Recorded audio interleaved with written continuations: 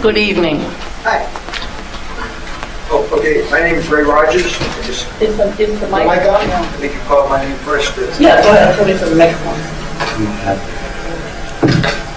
And I understand we have 2 minutes? Yep. Okay, ready to go? Ready? All right. I'm ready to go. Okay, one of the things that has bothered me, and I've been to these community board meetings, and I see the anger and the frustration and the fear of so many people who know they're going to be dislocated over these rezoning policies. And people talk about the mayor's policy and the city council policy. I want people to understand these rezoning policies are not the mayor's and they're not the city council's. They're the Real Estate Board of New York, REBNY. They tell the mayor and the city council what the rezoning policies are going to be. And those policies about making billionaire bullies and racketeers, which are the people that run REBNY, a lot richer, and a lot of the poor and working class people a lot poorer. I want to make that real clear. When my 2 minutes is up, just tell me, okay? Let's take a look at who's the head of REBNY. Well, you see a little brochure I've been handing out here. And there's a website on it. Go to it. We did a 5-minute animated film on REBNY called Bullies. 5 of the people you look at in here are leaders on the executive board of REBNY. Tishman Spire, Rob Spire. He's the one that went out. He should be in jail. Okay, he cheated thousands of people out of the rent-stabilized apartments. He tried to steal to turn, where was it, the Peter Cooper Village in Stuyvesant Town into expensive condos. That man should be in jail. He's out in Long Island City now. He's got $200 million in tax abatements. I call it corporate welfare. To build 18,000 units in these 3 high-rises. Because of a loophole in the law, 421A law, he's going to keep the $200 million, but there's going to be no affordable apartments in those buildings. It's all here in the brochure. Jed Walentis, the guy that built up Dumbo, he's another crook. I've seen firsthand how he's cheated people in rent-stabilized apartments, tried to force them out in Brooklyn at 125 Court Street, and how he wouldn't do repairs. And I saw the terrible working conditions of people in the property. I got 30 seconds left. Okay, then let's look at a couple more. Again, look at this brochure. I hope you'll read it. Gary Barnett, the man who created the poor doors. So that when you had affordable housing, we don't want any blacks, Latinos, or poor whites to go in there with the richer people. No, they got their own poor doors. Thankfully, that was outlawed. Okay, my time? Okay, and then of course, just let me add, slumlord Daniel Brodsky, let's not leave him out. Thank you very much. Thank you. So I appreciate you, Mr. Rogers, being on the forefront of trying to bring transparency, accountability, truth, and honesty to the situation of any organization, especially in the unions. Well, thank you. We're going to talk about REBNY today, which touches on the lives of millions of New Yorkers. When we look at the situation... Excuse me, what is REBNY? What do you mean it touches millions of New Yorkers? REBNY is the Real Estate Board of New York. It's what I call one of the worst plagues to ever hit New York City. And the acronym REBNY, R-E-B-N-Y, really would most appropriately be called the Real Estate Bullies of New York, ravaging every borough of New York City. That's a funny acronym. And my God, but that's an old story. Mr. Trump is president? Oh my God, he's another fraud who's in charge of the country, and he's given all his carte blanche money to the Department of Defense that notoriously overbills and frauds us. And meanwhile, what's happening, cutting social progress. So we have a landlord who's a luxury landlord who got in trouble 10 years ago for not allowing blacks in, now is president. And so this is a problem that is throughout history, especially in New York, where the landlords are sort of always the big money boys and everyone else has to toe the line. Well, his mindset is a part of REBNY because Trump International is a part of REBNY. Ivanka, his daughter, and Jared Kushner, her husband, who's now down in Washington, they're members of REBNY. There are about 12 members in REBNY. Okay, so they're a part of REBNY. Now, the banner behind me shows who the chairman of REBNY is. It's Rob Spire. He's the head of Tishman Spire. Okay, and then we have the president, John Banks, over here. But if we look at REBNY, what are their policies and actions doing to this city? And how are they affecting millions of New Yorkers? Number one, political corruption. REBNY puts millions of dollars into the city council races and a lot of money into upstate races with the state senators and assembly people to make sure when it comes to rent stabilization and things that would aim to help people in New York City, they try to get state senators up there that'll block the kind of legislation that is good for millions of residents in New York City, particularly things like rent control and rent stabilization. And as you know, we have a terrible housing crisis here in the city. And wait, hang on now. Rent control and rent stabilization is not really threatened. It's still active and happening. You say within a few years it's going to be blown off the lid? They're working on trying to get rid.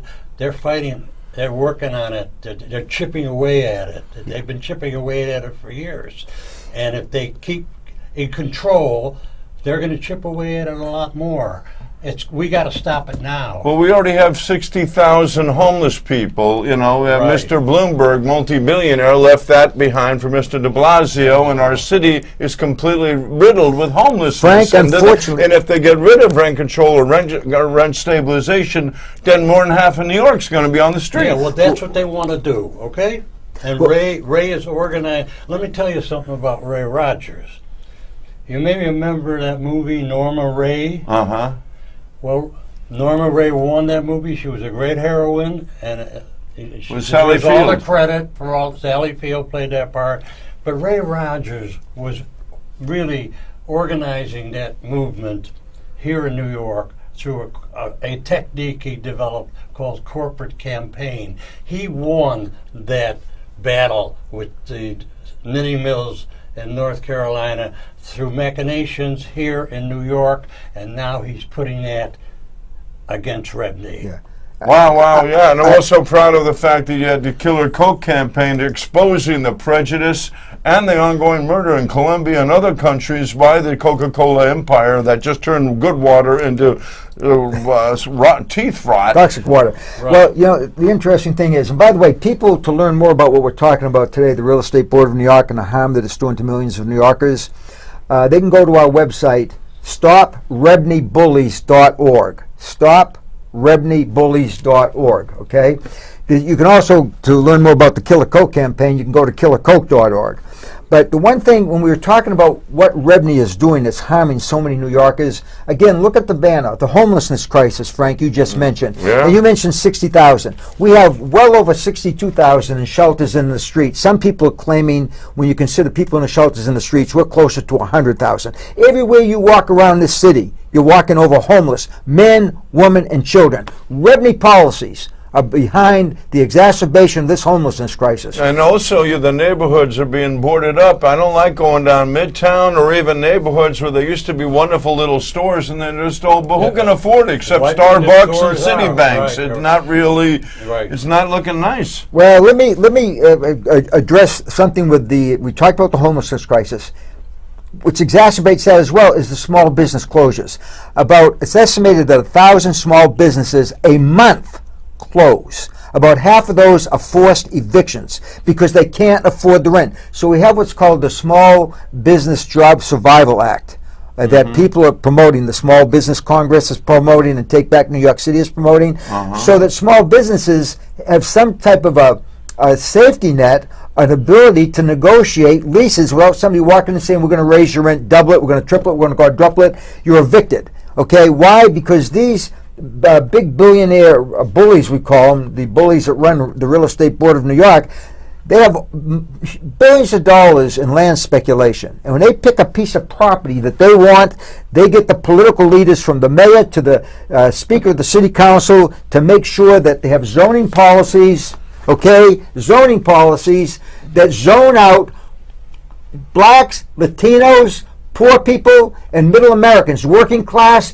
zone them out to get that property. And that's what's causing so much of the homelessness and the dislocation in this city. Zoned Out, which came out in 2016. It's an incredible book. I was just going to, before Frank took it from me, I was going to read a little excerpt from it, okay? But along with Zoned Out, there's a new book I just went last night. It just came out this year called Vanishing New York by Jeremiah Moss. Let me read just an excerpt from this book. This book isn't about how we all lose our personal city. It's about how the city has been taken from us. It's just not the story of death, it's the story of murder. The spirit of the city as we knew it has vanished, in the shadow of luxury condo towers, rampant greed, and suburbanization. This is not unique to New York. Hypergentrification, the term I use for the force that drives the city's undoing, gentrification on speed, shot up with free market capitalism, is a global pandemic. And in every afflicted city, greed. And in every afflicted city, the story is the same. Luxury condos, this sounds like New York City because this is happening, mass evictions, hipster invasions, a plague of tourists, the death of small local businesses, and the rise of a corporate monoculture. But listen to this next statement. If you take away just one thing from this book, Vanishing New York, and I could say the same thing for Zoned Out, let it be this: hyper-gentrification and its free market engine is neither natural or inevitable. It is man-made, intentional, and therefore stoppable, and that's what the campaign to stop REBNY bullies is about. To greatly diminish the power of the Real Estate Board of New York, all the way to putting them out of business and justice in business. And when you think that this is too powerful a lobby, business lobby, with these billionaire bullies and racketeers that they cannot be put out of business, I guarantee anybody watching this station, we have a strategy. We're looking to get support for the campaign to stop REBNY bullies. And yes, REBNY can be made a thing of the past. And the state and the city would be a lot better when they become a thing of the past. Related to that, Ray, is Jane Jacobs wrote a book called The Death and Life of Great Cities. Jane Jacobs was the prophet. She saw this coming, and she did fight the real estate people. She fought Robert Moses, who was knocking down buildings and creating slums like the South Bronx, building.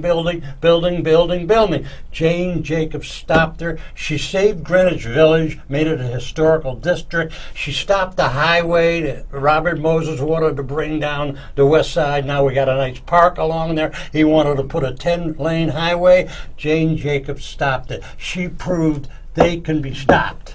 And you know what? When he talks about Jane Jacobs, she was ahead of the time because this has been going on for decades. Okay? Yep. What they're doing to the city, only the hyper-gentrification has really come about really over just the last couple of decades. Well, wait a minute, if I may interject. Yep. I think that one of the fundamental problems is, as the Bible says, the 7 deadly sins, and it begins with pride, greed, and so you got the millionaires want to be billionaires, and they want to be multi-billionaires. So these people who have the tons of money and call the shots, the political bosses, that's the sort of the problem that's an ongoing malfeasance that they don't see, they don't care, they just want digits in their portfolio. The point is, Frank, Jane Jacobs stopped them, and Ray Rogers is about to stop them. Well, isn't there accountability and transparency that should be for the IRS and thus the public? And so when these people have these closed-door meetings, shouldn't we be able to penetrate and say, on behalf of the public, a consensus in a democracy, we need to have an accountability, an accounting? You have to have a movement. Ray is organizing one. Let me just say, the movement to be successful, to put REBNY out of business and stop these horrible things that we're talking about, including, by the way, construction worker deaths. That's down at the bottom. What you've got in the city, this is the capital of construction and real estate in the country, all right? Yeah.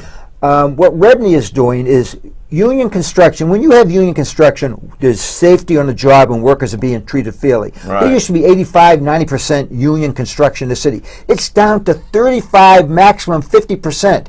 What REBNY is behind is what they call an open shop. They don't want any construction projects to be 100% union. They don't want it. They want to have as little union workers on a construction job. Not anymore. It's fast becoming not a union town. In construction, it's fast becoming not a union town, okay? The other thing that they're trying to do is take what's called the prevailing wage away from the construction industry.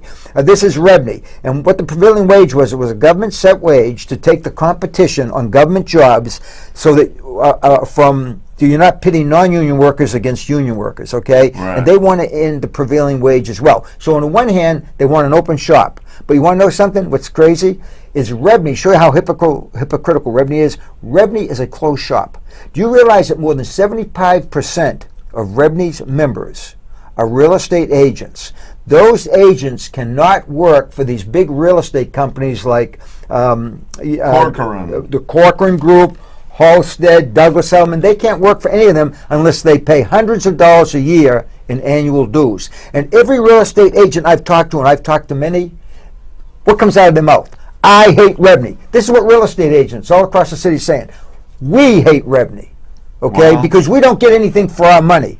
And what we realize is we're bolstering a bunch of billionaire bullies and racketeers that are ruining our city. And they're raising the rents for everybody. They're raising the rents for residents. They're trying to get rid of rent stabilization, all kind of rent controls. And they're proud of the fact that they have prevented the Small Business Job Survival Act from being passed. Mayor de Blasio and the City Council Speaker, Mark Viverito, at one time, before they got in their positions, supported the Small Business Job Survival Act. Now they're doing REBNY's bidding. Why? Look at the campaign contributions that the mayor and the Speaker of the City Council have gotten from REBNY and the billionaire people that are members of REBNY. Yeah, it's called graft. You know, Well, it's called political scratch my back, corruption. I scratch your back. It's an older story. I call it political corruption. Yes. You know, Ben here has been talking about a number of things, you know, again, what's happening in the city, and this is something that we should be talking about also. This is a leaflet about a Look at the camera right there Right. with the red dot is. Okay. What is what they want to do is pass the New York City Needs the Housing, Not Warehousing Act. I think, Frank, you were talking about it. Ben, you were talking about it. Look, go anywhere in the city. Come up to East Harlem, where I live, okay? Look at all the empty storefronts. Look at all the empty buildings. Look at the buildings that are being warehoused. Why? They're being warehoused by these property owners and these developers until they can force all the rents up. Okay, so they're getting rid of the Latinos, the blacks, the poor whites, the middle class, and they're making sure that their investments in Well, man, we're the property. majority of the people here. Where are they going to put us? You are fastly becoming not the majority, but you're becoming a great minority. They want to get rid of all minorities or anybody that's not wealthy, and Well- that's REBNY's policies. They are That's pretty organized. ridiculous, isn't I'm it? telling you, REBNY is nothing but a group of, like I say, racketeers. Okay, you know what's amazing? They talk about the gentrification that's happening in the city. And so you see all these big high-rises going up, all right? And they think, well, look, when these high-rises go up, property values go up. So don't all the rents go up for businesses and Well, wait a residents. second. These high-rises are ugly, cost-effective, cookie-cutter things without balconies or beautiful amenities, aesthetics, and you know, a community room. No, they're just cost-effective sky rises. What Jane Jacobs said is those high-rise residential things create chaos, demoralizes the population, and lays the groundwork for what's happening in America now through the REBNY people, Trump and Kushner and those people. Yeah. A threat to democracy, a threat to community.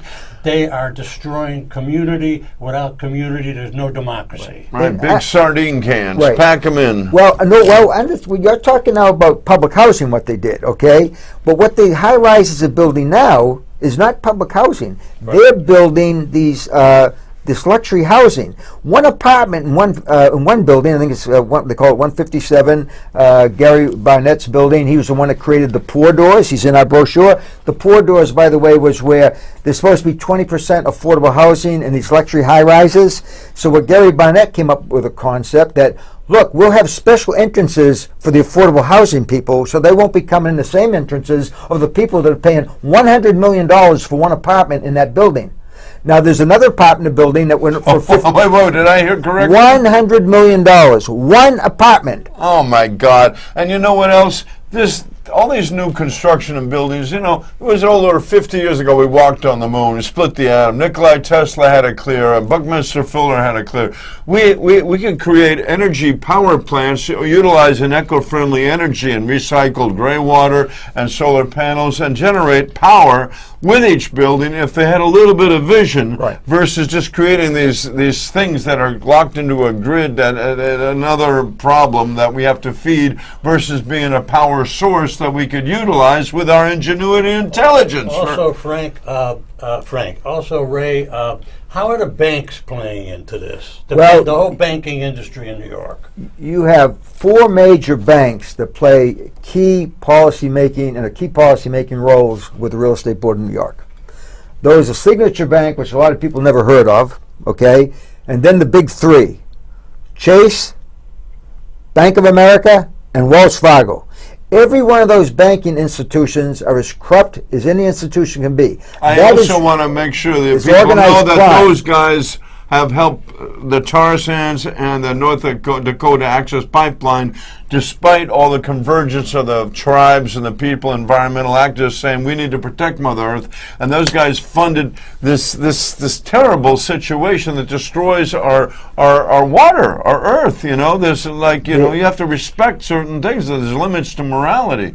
Let me just say let's that hear more about the bank. Now people we'll hear like more about that. Jamie Dimon, who I Right, think right. about his the last I saw his He's the head of compensation. Goldman Sachs, right? No, he's the head of Chase. Morgan Chase. In 2015, his compensation was $29 million. Now, Chase has paid billions of dollars in fines for illegal foreclosures, robo-signing, all kinds of illegal activity, okay? And yet Jamie Dimon can walk out of there. He should be in jail. Instead, he makes $29 million. The same thing with Tishman Speyer, trying to rip off people down here in Stuyvesant, where they're trying to force people on rent stabilization out so they could build these expensive condos. Again, they should be in jail, where instead they become billionaires. That's the way our society is, unfortunately, working. But let me add another thing that's society is important. not working. It's dysfunctional because this society has mass shootings in schools across the country. This society has a rise instead of demise in diseases. Why? Because they cater to this malfeasance and corruption. So our society, our country, is not working. It's falling apart. And it's a terrible situation. No, you're right. I want to come back 1 minute because I'm not sure if I mentioned a figure. If I did, it's important to mention it again. I mentioned how REBNY is also seeking the demise of construction unions and how we used to have 85, 90%. Now it's down to 35 to at most 50% of the construction, how they want all open shop even though they're a closed shop. Do you realize, and again, the importance of unions for working conditions and safety? The last 2 years, 2016, 29 out of 31 fatalities on construction in New York City in those 2 years, or 31 deaths, were on non-union jobs. More than 93%. And Okay? you've also noticed more crane crashes and problems on site. As you say, construction worker fatalities. Right. It's dangerous to work on a And let me construction tell you what's site. unfortunate is REBNY is behind leading the way to undermine any legislation being passed to make sure that all construction workers are properly trained and there's proper safety on all construction jobs. This is what the labor unions have been fighting for. REBNY is opposing it. Just like REBNY prides itself in preventing the Small Business Job Survival Act from being passed. And if you look at REBNY's history, right on their history, they pride themselves in the fact that they have beat back this legislation. So that, again, it's open season on people, these small businesses and their commercial rents. That's why so many of these small businesses are closing down. The landlord comes it's to awful, them. man. It's terrible. Also, safety, like in a given moment, the concrete, you put too much water, you cut to trim the edges, and it goes weak instead of stronger in time. That compromises the constitution of the building itself. That's right. And all kinds of wonderful, important things that are normal that we should stand by is slowly decaying for the profits. It's profits over principles in this situation where millionaires are billionaires. No, they're multi-billionaires. This is ludicrous and immoral. Tom Angardi and Silver Morse were the editors of Zoned Out. Let me just read a little quote because it addresses what you were just saying, okay? From Zoned Out. Today, New York City is one of the most segregated and unequal cities in the world. The divide between Wall Street, the 1%, and the 99% is gaping. The luxury condos selling for up to $100 million are not far from the 59,000 homeless. And Frank, you mentioned 60,000, and we know it's well over 62,000, probably closer to 100,000. But from the 59,000 homeless people sleeping in shelters every night, and the billion-dollar bank headquarters hovering above the huge pool of service workers in bars and restaurants, making substandard wages without any benefits. Ray, how's it going? You've been out there for a little while now. You're starting to meet people, organizing. How's it starting to look? Give us a feeling for how the movement's Let me just say to the folks watching this, we have a 4-phase strategy that's developing. Unless we can get through phase 1, which has to paint in the minds of New Yorkers that REBNY is a bunch of bullies and racketeers, that is really undermining the interests of millions of New Yorkers and really hurting this city and the New York State. We got to get through phase 1 and go to phase 2. Then, Frank, in phase 2, you love it. Because I've already picked out in the strategy the bank that we're going after. It's one of those 4 banks I mentioned. Watch out, bank. Ray Rogers is coming. We get there, and believe me, I can't wait to go after them. They're so corrupt, and all the criminal activity that they're involved in will show this David country something. Rockefeller finally kicked the bucket, and he went through over 5 hearts like Dick Cheney. You know, Okay, heartless, yeah. ruthless people that aren't people anymore. You folks, you got something coming. And by the way, when I show this brochure, and we highlight 5 people that are top policymakers within REBNY, okay? I want to add one that's not in there. One of the top policymakers setting the real estate policy for the city is the head of what's called the Vector Group, heavily invested in real estate. And guess what one of their major products is? They manufacture market cigarettes. They're big in the tobacco industry, the Vector Group. You look up Howard Lorber. He's on the executive board of the Real Estate Board of New York. Big in real estate. You'll learn more about this as we move forward with our campaign. Right now, to every labor union, every tenant organization, every activist out there, anybody concerned with justice in the city and protecting the homes of hundreds of thousands of residents, and not everybody out here, from the poor to the working class. And by the way, a lot of people are very poor, and they're also working class because they work 2 jobs, but they're still poor. Okay. Yeah, well, Jesus, our Lord and Savior, mine at least, and I feel that any holy person throughout history stands up with nobility as one who shares and cares. And the multimillionaires becoming billionaires, becoming multi-billionaires, are ruthless and immoral worldwide and throughout history. And there has to be limits to how much money, because money is a commodity meant to circulate and not hoarded. Well, this billionaire cartel, REBNY, again, they're fueling this whole crisis, the homeless crisis, the shutting down of small businesses, the political corruption with all their money, and the horrible, alarming increase in the deaths, the fatalities on construction jobs in the city. Ray, it's a crime. Ray, what do you suggest to the viewers? Well, no, we How only could have they half get- a minute, Bennett. how Say could they goodbye. get in- How could they get involved in this movement? Go to stoprebnybullies.org. You'll find how you can get in touch with me. You'll also be able to see a film, Bullies. It's a 5-minute animated film that exposes REBNY for what it is, and plug as many of your friends into seeing the film. Go to our website, stoprebnybullies.org. Get in touch with us, and we'll tell you how you can get involved. Yeah, right. Keep a sense of humor and patience, and even though you get mad, and we have right to get mad, we have to have faith that the justice and the truth will prevail, the lies will fail. As Martin Luther King said, the arc of humanity bends towards good.